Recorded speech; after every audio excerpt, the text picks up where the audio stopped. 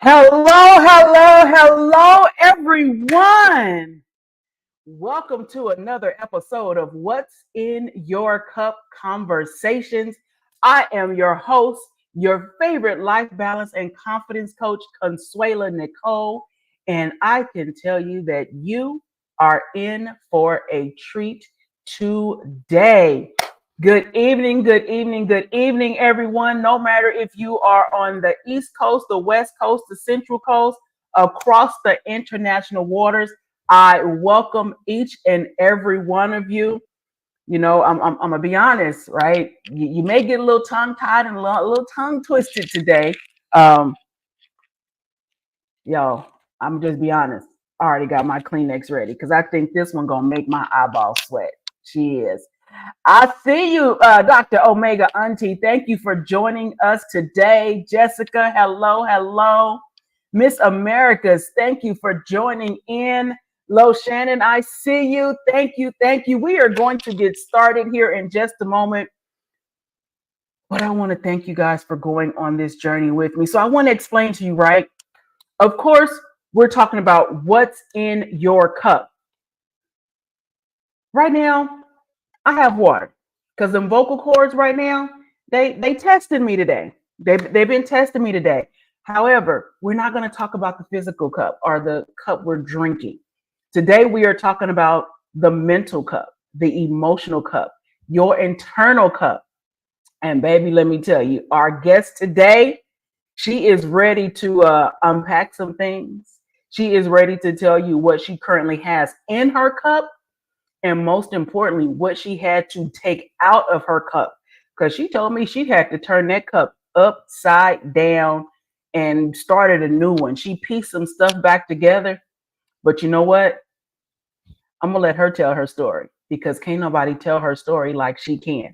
Before I bring her up, though, let me tell you who I'm talking about. This woman is a complete visionary. She is the founding visionary of A Touch of Clean by Mind, A Touch of Creations, and most recently, well, I'm going to let her tell you what's happening recently, right? We're talking about none other than Monica Green-Peterson. Monica also is a business owner. She is a wife of 8 years going strong. We're going to talk about that too, right? Because I'm trying to get there. I'm trying to get a ring put on it, right?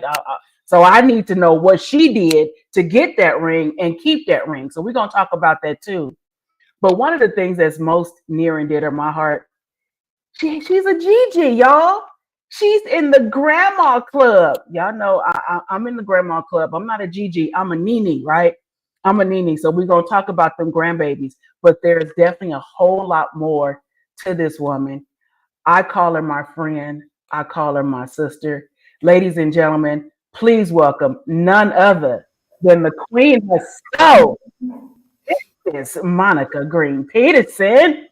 How you Hi doing, beautiful? guys. I'm fine. How are you, Queen? You know what? I think I'm a little underdressed for you today. I thought we was going to, tone it down a little bit, considering it's like old dark 100 over there where you at. But you all dolled up and fancy. You blinging out on me. How you doing? You good? I'm good. I'm good. Good.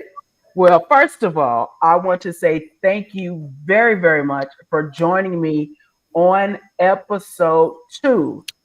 This is the very second episode of What's in Your Cup Conversations. But before I do anything, I want to publicly tell you happy birthday. You Thank made it another you. circle around the sun. You are still here. We get to talk to you and not just talk about you. And I love you for that. Yes, I love you more. So let's jump on in. Somebody put it out there. Come through, Elaine. You gonna tell me about that? We're gonna talk about that one, right? So let me ask you this. I know I mentioned some of the stuff, and I'm gonna call it stuff right now. That's in your cup. Right now in your cup is a wife. You are a Gigi to 3 grandbabies. And I love the grandbabies, right? It's something about them grandkids. We We love them differently than our own, right? Yes, we But do. you are also a business owner and an employee, right? So you work and you got a job, you got a job, and you run your own. But then you run a house and you educate it. So wait, how do you? So you have. Hold on, let me get this right. You are certified CNA and physical therapist. Currently working on your bachelor's at Strayer University, right? You Yes. are also a rhinestone girl. And for all of you that do not know what that is, she is a pageant girl. She is my pageant sister. She is a reigning queen. She holds the title of Mrs. WBLEP Elite Queen 2022 and the reigning WBLEP Ultimate Queen 2023. You have a lot in your cup right now, right? Yes. Was it easy? No, Did you always have was all of that that's in your cup right now always there? no. It was Okay, a work so in progress.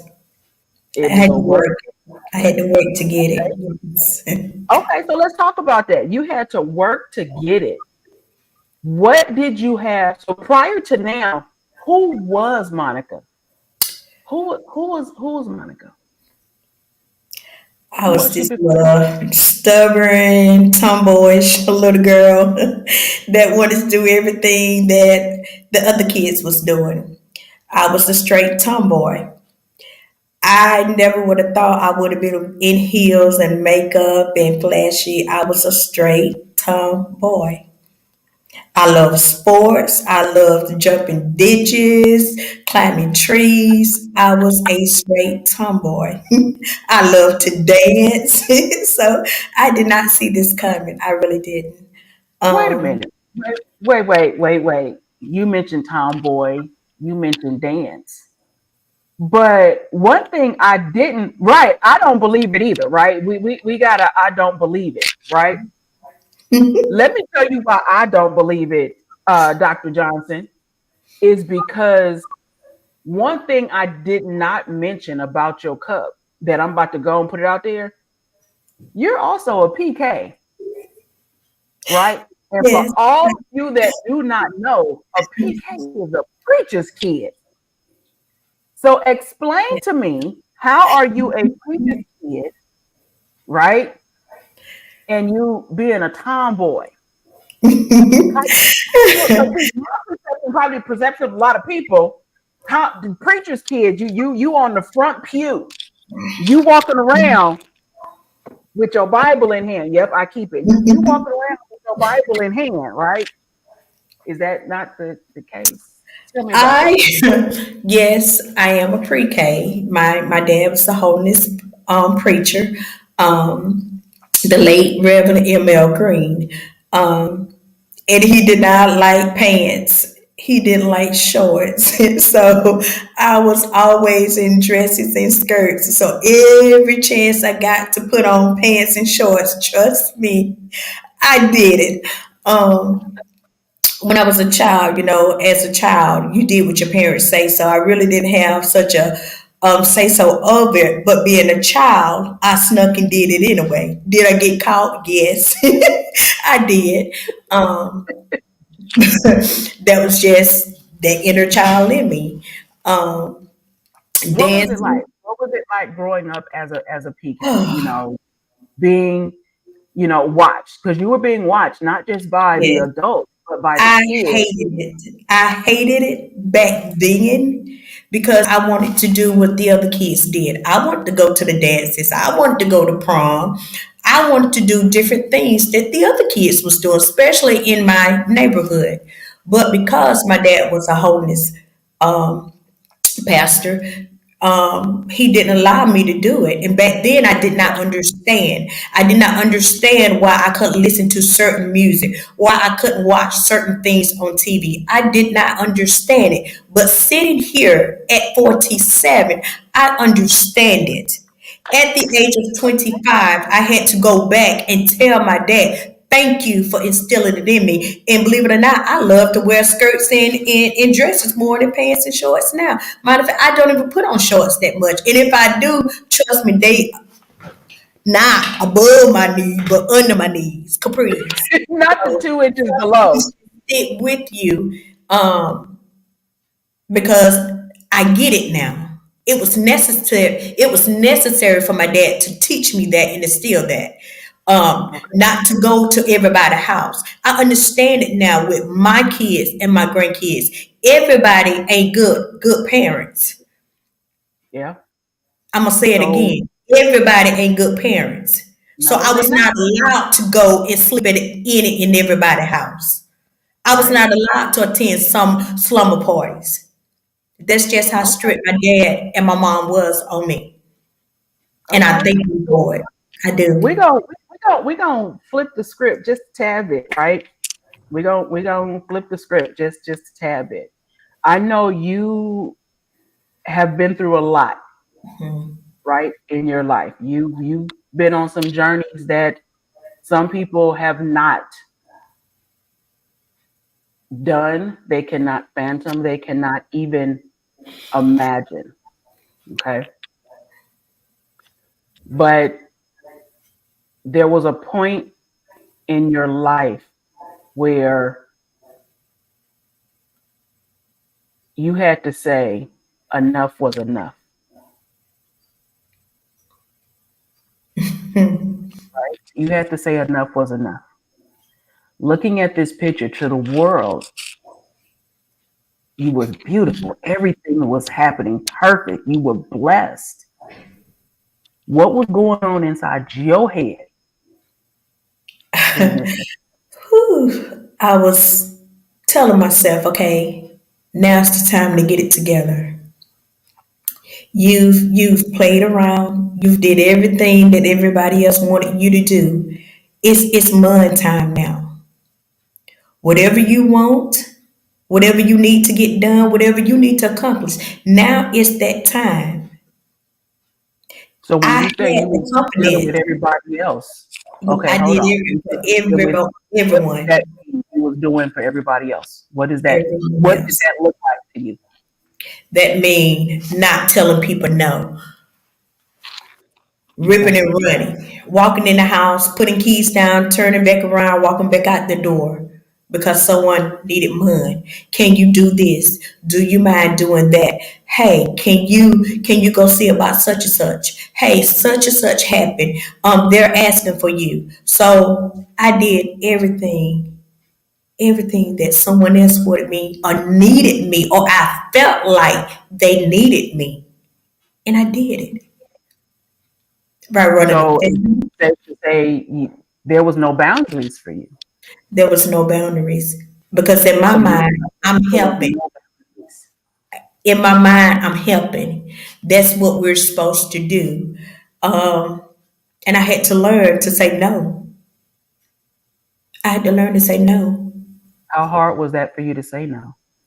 At first, it was hard because then people began to think I was acting funny, or I was too good, or who she thinks she is. She's gonna need me again. It was hard, but the more I said no, the more time I had for myself. The more time I had to think about what Mun wanted and what Mun needed to do for Mun. Okay. And that was this day. This is the day you That said was enough. that day on a retreat. That was that day. That day. Oh, you was on a retreat that I day. was on a women's conference retreat. Yes. Okay. So you know no is a full statement. No does Yes. not need any explanation. I definitely know about being a people pleaser and not setting boundaries. I was there, right? Having to the urge and the desire to fix everybody, take everybody's problems away. But Mm-hmm. learning that that's not your job. Mm-mm. One thing I can say, and I'm gonna come back to that, but in the midst of you saying your nose, this happened. right? You Yes. became this empowered woman and featured and covered in Empowered Woman magazine. How did that feel? That someone else saw you. Someone saw you. I was speechless. I couldn't believe it.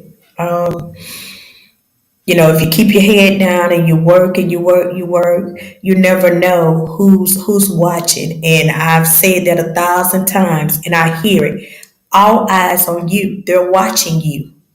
You may not see it, you may not hear it, but all eyes is on you. They're watching what you're doing. They're watching what you're saying. They're watching how you're living. They're watching if you walking the walk. So someone was watching me.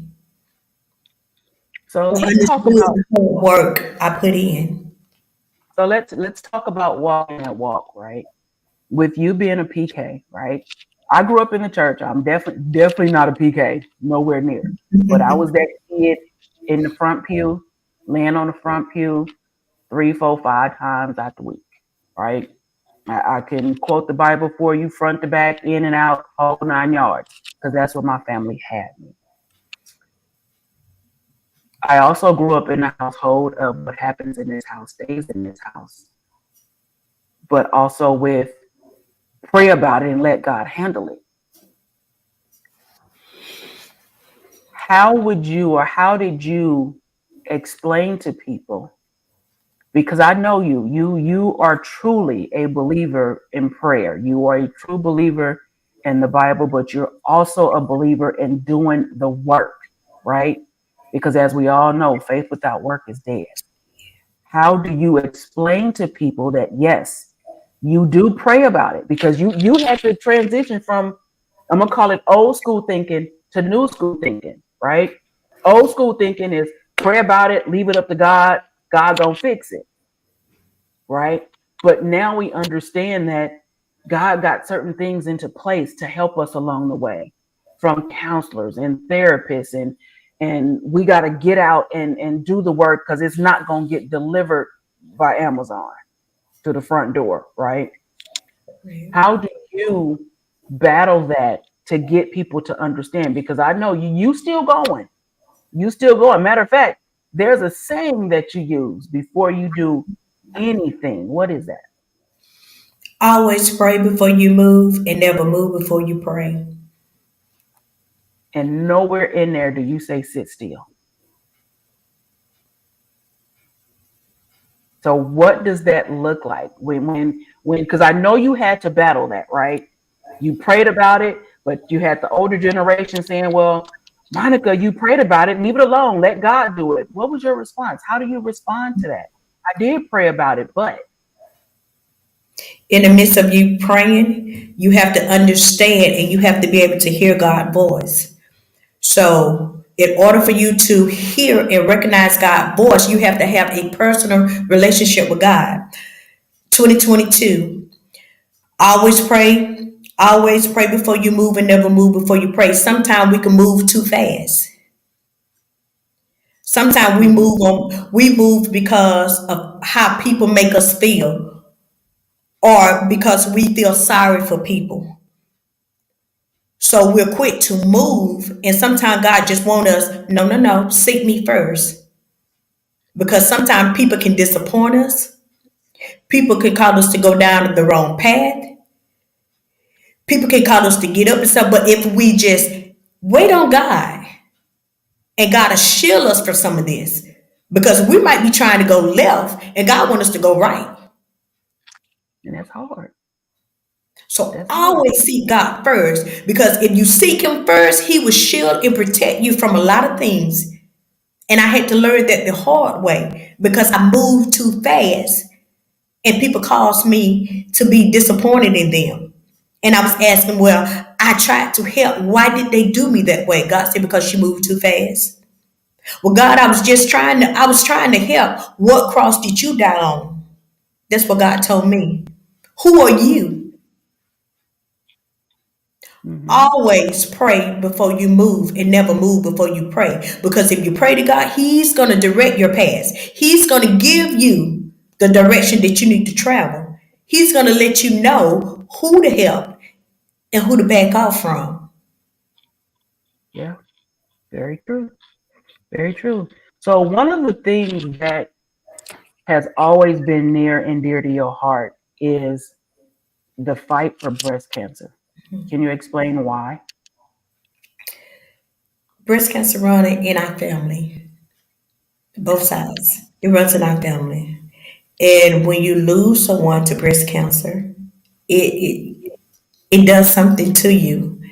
And for me, it changed my life forever. And not just on the breast cancer, cancer in itself. You hear Mm-hmm. more about cancer than anything else. It used to be AIDS. It used to, but you hear cancer, cancer, Very true. cancer, Very cancer. true.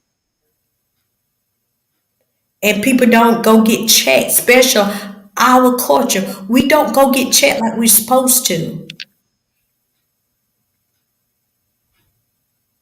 We need to. Because cancer does not discriminate. It has no respectable person. It has no age limit. It is right down rude and disrespectful.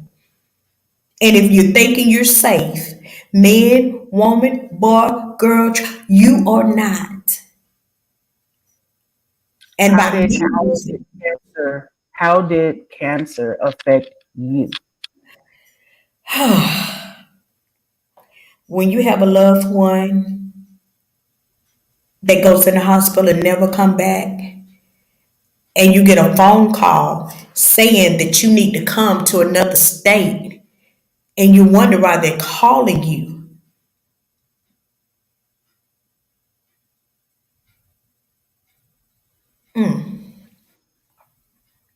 Mm-hmm. My mom went in and she never came out. As a child, I never remember my mom ever being sick other than diabetes. So this one she kept. She kept. So getting that call that my mom in the hospital on the cancer floor, I couldn't understand it. I didn't understand it.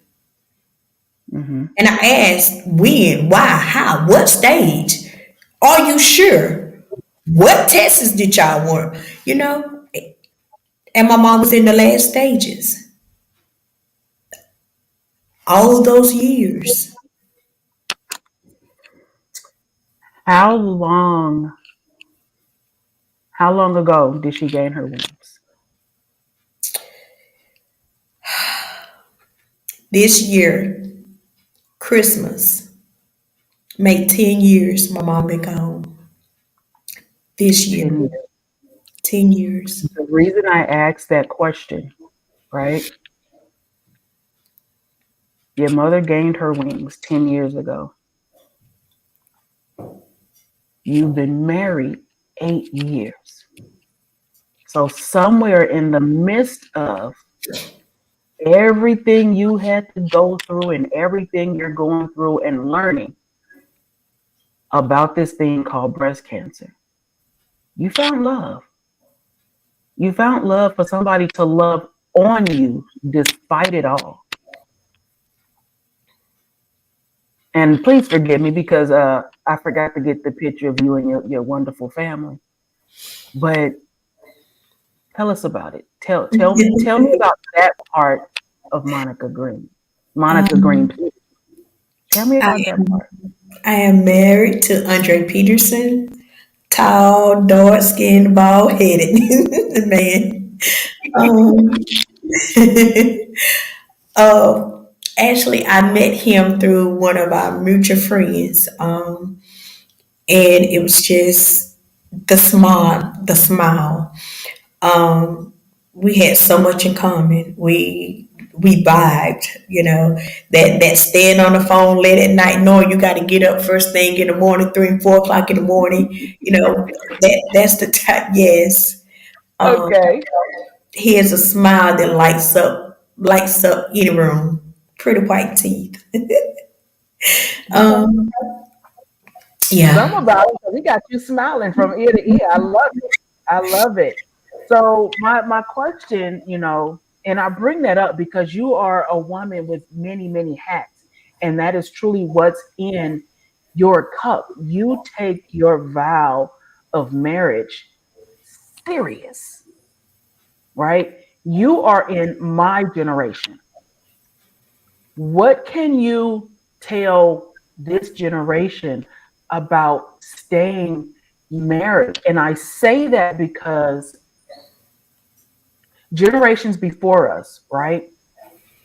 They got together, they was married within months, they stay married 30, 40, 50 years, right? They truly do death do us part, right? They communicated back then, right? They didn't have divorce parties. They had stay together parties. They had rent parties. If there was another woman, that other woman knew not to come to the doorstep. She knew where her place was, right? And we not gonna play like everything was hunky dory. We know great grandpa had two, three, may have had two, three, four families out there, but they respected the wife. Now, our generation, I don't know if it's the side piece, the third piece, the second piece, whatever they want to call it. They knocking on the door. They sending inbox messages. They trying to break up homes. We're now having divorce parties versus stay together parties. What is something you can share to this generation, our generation, those that are looking to get married or recently married? Because technically you're still in the honeymoon phase yourself, right? I think that's what they say. The first 10 years or the first few years is still the honeymoon phase or something like that. What can you tell us about this stage to at least get to this point? Because I've seen people in our generation where they've dated for 3, 4, 5, 6, 7 years, got married, and was divorced after 2 years. Prayer. Okay. 8 years has not been easy. I'm not even finna fake it. Prayer. And you cannot leave God out your marriage. I don't care how hard it get. I don't care how upset you get with him. Cause I'm stubborn. Trust me, I'm very stubborn. I hold grudges, Okay. but I have to remember what the Bible say about marriage. He honors that, and you cannot leave God out your marriage. You cannot. You have to pray for your marriage. You have to pray for your spouse. It ain't easy all the time. It's not easy. But you Right. have to trust and believe in God if you want your marriage to stand and to survive. Okay. So now I'm gonna take you back just for a minute. I'm sure you had your composure, right? We're gonna talk about cancer for a moment. You just had an amazing event in October. Yay! Your very first breast cancer awareness diamonds and gems banquet. So let me explain something to y'all, right? Monica Green-Peterson is this huge heart, big spirit, big hair, itty bitty woman. Because Monica is short, she is, but she would put on her 3, 4, 5 inch heels in a heartbeat from this itty bitty town called Jasper. You are this from a small town with this massive heart, right? I had the pleasure of hosting this event for you. Do you remember what was going on in this picture? Yes. What was what before I give you my perception and what the audience saw, what was going through your head? I could not believe that I was to that point. Prior to this, everything was going left and right, right and left. But to be able to see the people that showed up, it wasn't a lot of people, but it was a lot of people. And my heart was just so overwhelmed of the love that was shown to me on my day for my event, something that I hold dearly to me, that I cherish, Hmm. that people came out to listen, to support, to sympathize with why I do what I do for breast cancer. Hmm. That's very true. I was speechless, full of And tears, full of you were tears. you were definitely full of tears. And what this picture shows us, and what was going on in the audience during this picture, there is a phrase and a motto that you use when you are out standing in the gap, when you're standing, because you are standing in the gap for a whole lot of people in this fight with cancer, right? You are standing in the gap. You are running from hospital to treatment center to groups, and you are running around the entire state of Florida, Alabama, Georgia. You got all that over there. You got it locked up, right? And there's something that you tell them. What is it that you tell them? What is, because you pray for them first and foremost, but outside of that prayer, what is it that you tell them? You fight, we all fight. You never fight alone. And with that, everybody in that audience that day told you that exact same thing during this picture. This was the moment you, Monica Green-Peterson, realized that the journey you started, the journey that God started with you are not in this fight by yourself. You do not have to pray for them by yourself. You are not providing them um, serenity moments and moments of peace by yourself anymore. Monica Green-Peterson, you're not by yourself. Superwoman. No matter how much you try it, Superwoman, right? How did that feel knowing that you were no longer fighting by yourself? Because you had some dynamic speakers. You Wow. had some amazing stories that were being shared from the stage and from the audience. How did that make you feel knowing that you could just stop and the fight was going to continue because you wasn't by yourself? Overwhelmed. I could not believe that I didn't have to do it by myself, that someone else seen the vision, someone else felt what I felt, someone else understood what I was trying to say, what I was doing. It felt amazing. It How do really you did. feel right now? How do you feel right now at this point? I feel good. I feel blessed. I'm very thankful. Very thankful. I So am. now I want to ask this question. Who is, I know who she is to me, and I know who she is to the world, but I want to know, who is Monica Green-Peterson to the woman in the mirror? Whew. I am a little girl that had no idea what she would face from a early age to now. I am that woman that is grateful for a chance just to be me. You know, I could have fell through the cracks.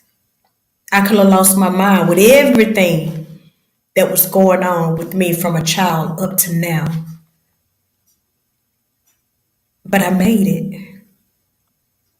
I'm that strong woman now.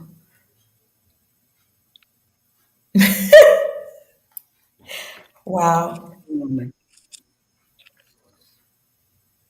that Wow. woman. Wow. Who is that? Whew. Who is she? That first picture, hmm,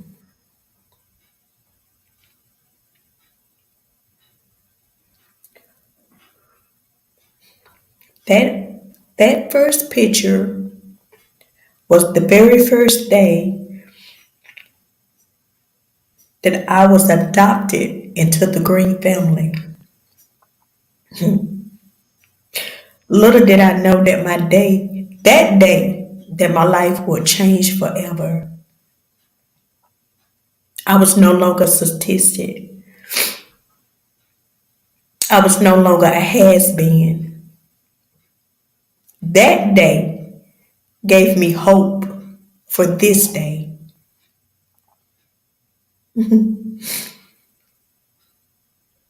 So you went from a foster home.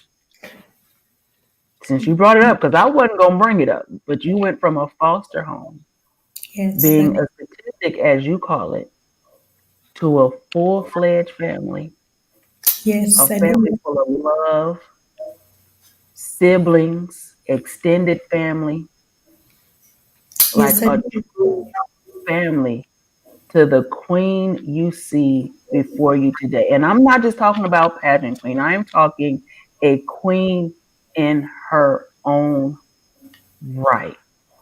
So you done went through foster homes. You done went through adoptions. You done went through losing your mom to breast cancer, to a breast cancer fight.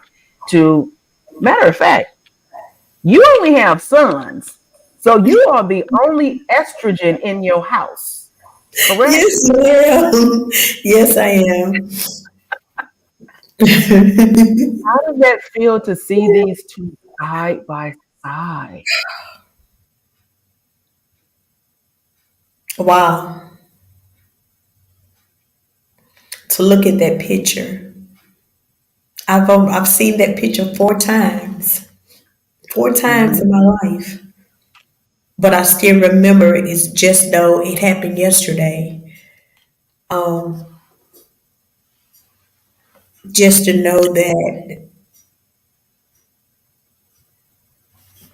that young girl right there is gonna grow up to be awesome. She's gonna change some things. She's gonna touch the world, and the world's gonna touch her. You know what I want you to do right now?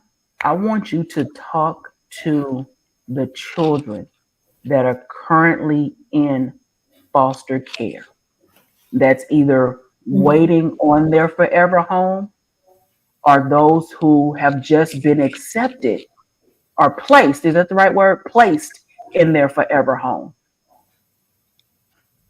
What message can you give them? Never give up faith. Trust God in all things. There's people out there that cannot have kids that would love to have you. Put your best foot forward. Continue to be a good person.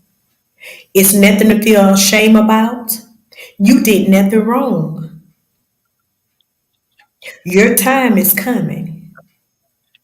And when your time comes, embrace it and be able to tell your story. Go be great. Because coming through foster homes after foster, you will have a story to tell.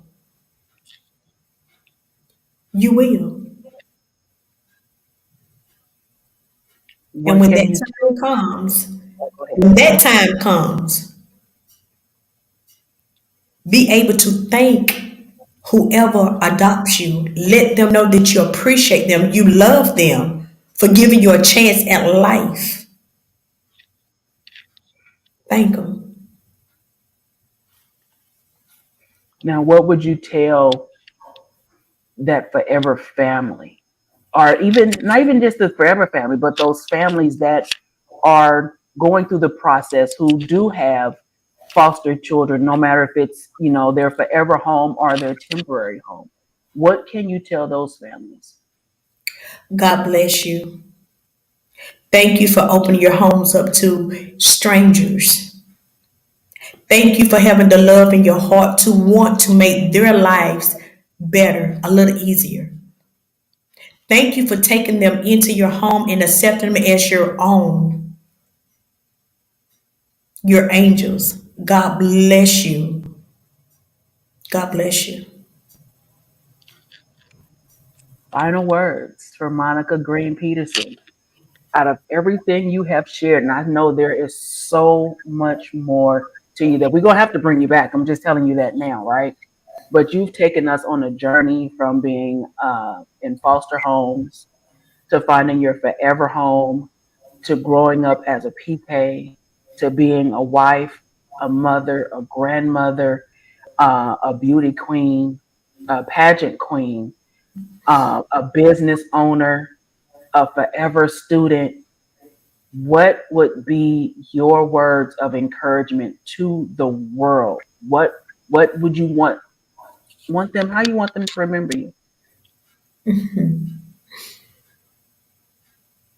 As a person that loves God, that loves people, that loves her family, and that she did everything that she wanted to do within her lifetime, and that I hope I have touched as many lives on this side, and then let everything else that I've done in this lifetime, the words, speak for Monica Elaine Green Peterson. There it is. Monica Elaine Green-Peterson, I love you for life, and there's nothing you can do about it. Thank you for joining me on this episode of What's in Your Cup Conversations. Again, I am Consuela Nicole. Thank you to each and every one of our viewers today. And make sure you join us in 2 weeks, which will be January 31st. We have our next guest, Miss Tasha May. And boy, do she have a story to tell. When I tell you her cup, became non existent for a while.